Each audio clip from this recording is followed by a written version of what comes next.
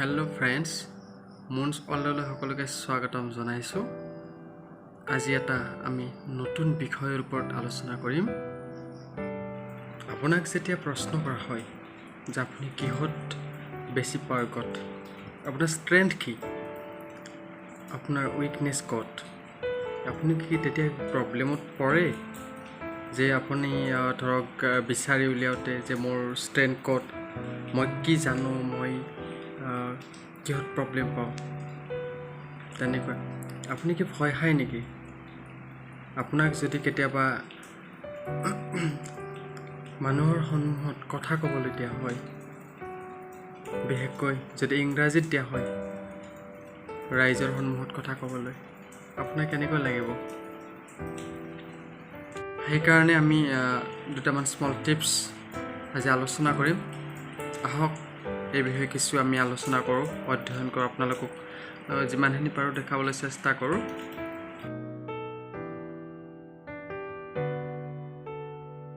প্ৰতিটো ডাঙৰ ডাঙৰ অৰ্গেনাইজেশ্যনত, যিকোনো কোম্পানীত শ্বৰ্ট এনালাইচিছ কৰা হয়। শ্বৰ্ট এনালাইচিছত SWOT, S মানে ষ্ট্ৰেংথ, W মানে উইকনেছ, O ফৰ অপৰচুনিটিছ আৰু 3 ফৰ থ্ৰেট। ষ্ট্ৰেংথ মানে আমি আমাৰ সদায় ষ্ট্ৰেংথটো জানিব লাগে, আমি ক'ত শক্তিশালী, আমাৰ হেৰিটো ক'ত, পাৰ্গত ক'ত, আমি কি জানো, সেইটো ষ্ট্ৰেংথ বুজায়। উইকনেছ হ'ল যিটো দুৰ্বল, যে আমি এইটো নাজানো, এইটো ফৰ এক্সাম্পল মই ক্ৰিকেট খেলোঁ, কিন্তু খেলত মই বেটিং কৰিব জানো, গতিকে বেটিংটো হ'ব মোৰ ষ্ট্ৰেংথ। আৰু উইকনেছ হ'ব যে মই বল কৰিব নাজানো বা বলত ভাল নহয় বা উইকেট কিপিং নাজানো, তেতিয়াহ'লে W হ'ব উইকনেছ। ঠিক তেনেকৈ অপৰচুনিটিছ, যদি আমাৰ জীৱনত কেতিয়াবা অপৰচুনিটিছ আহিব পাৰে, তেনেকুৱা যিটো আমি ধৰি ৰাখিব লাগে। আৰু T ফৰ থ্ৰেট, যিটো আমাৰ যে বেলেগৰ পৰাই হওক, আমালৈ তাৰমানে বেলেগৰ পৰাই যিকোনো যদি থ্ৰেট আহিব পাৰে, মানে প্ৰব্লেম আহিব পাৰে, সেইটো আমি জানিব লাগে।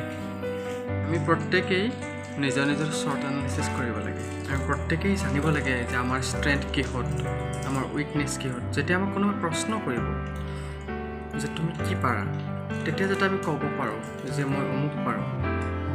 যিকোনো যেতিয়া কোনোবাই খেলা ধূলাত পাৰ্গত, কোনোবাই গীতত, কোনোবাই কবিতা লিখি, কোনোবাই গল্প লিখি, কোনোবাই গান গায়, বিভিন্ন ক্ষেত্ৰত চবৰে পাৰ্গতাল থাকিব পাৰে, দুৰ্বলতাও থাকিব পাৰে। যেনে মই যদি গল্প লিখি ভাল পাওঁ বা গল্প পঢ়ি ভাল পাওঁ, মই ঠিক তেনেকুৱা কবিতা মই লিখিব নাজানিম, সেইটো মোৰ উইকনেছ।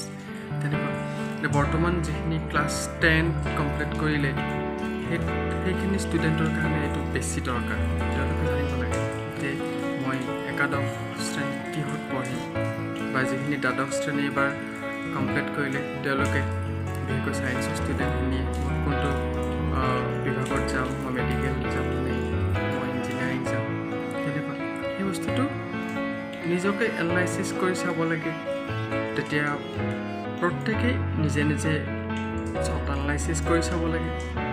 তেনেকৈ ডাঙৰ কোম্পানী এটাই শ্বৰ্ট এনালাইচিছ কৰে, তেওঁলোকৰ প্ৰফিট হয় নে লছ হয়, ইয়াৰ ওপৰতে নিৰ্ভৰ কৰে। ঠিক তেনেকৈ আমিও প্ৰত্যেকেই নিজৰ এনালাইচিছ কৰি চাব লাগে, আমি ক'ত পাৰ্গত, আমাৰ দুৰ্বলতা ক'ত।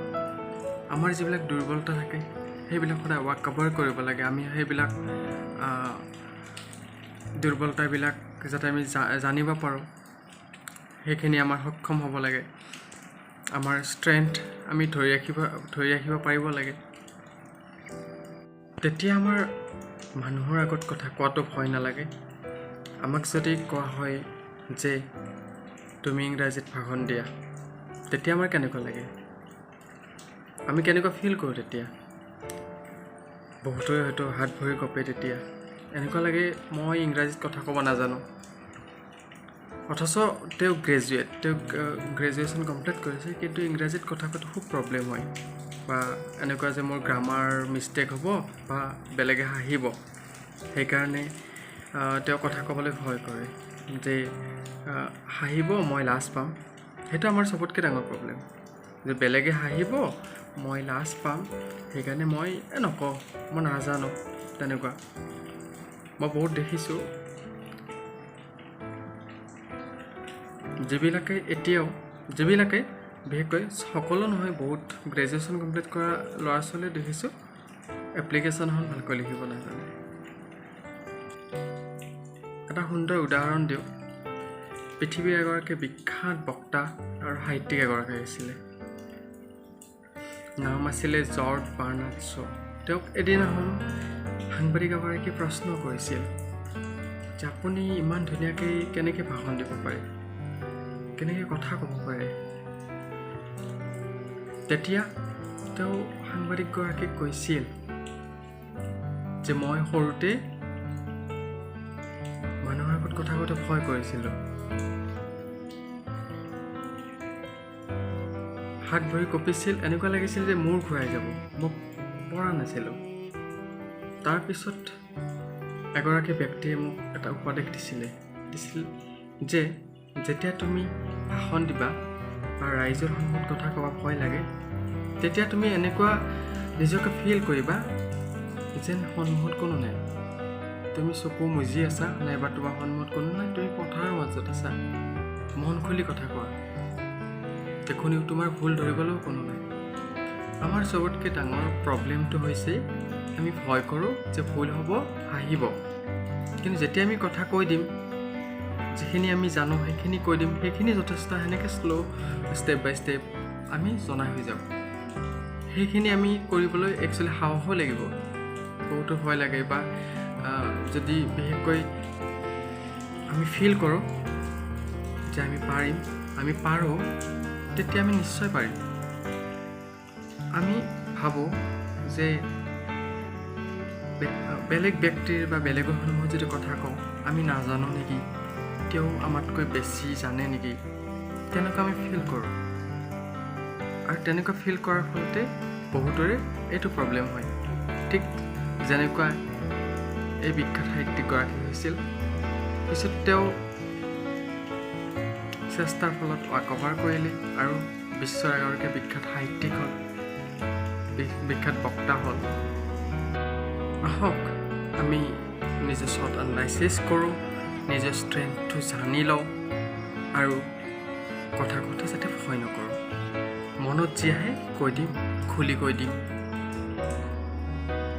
সংকোচ নকৰাকৈ কৈ দিম। আকৌ নেক্সট ভিডিঅ'ত নিশ্চয়কৈ লগ পাম। ধন্যবাদ।